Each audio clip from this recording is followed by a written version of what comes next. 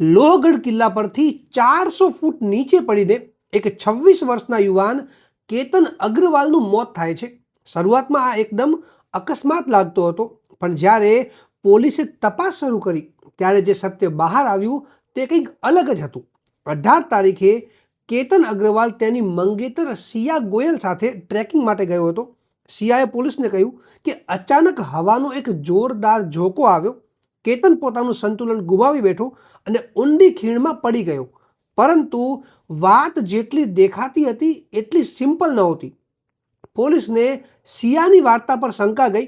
જ્યારે તેના call details check કરવામાં આવ્યા ત્યારે તેઓના હોશ ઉડી ગયા.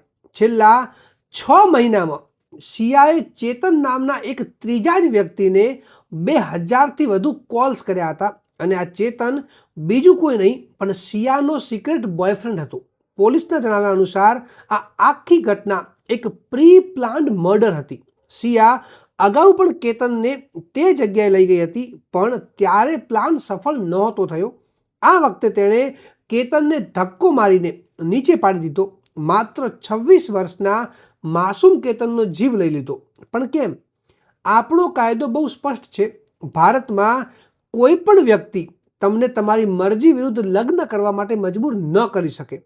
જો સિયાને આ લગ્ન મંજૂર ન હતા તો તે સિમ્પલ ના પાડી શકતી હતી, પરંતુ આવું કેમ કર્યું હશે? તમને શું લાગે છે? તમે કમેન્ટ સેક્શનમાં જણાવી શકો છો. આ વિડીયોને બધા જ વ્યક્તિ સાથે શેર કરો અને આવી જ લીગલ અપડેટ્સ માટે મને હમણાં જ ફોલો કરો.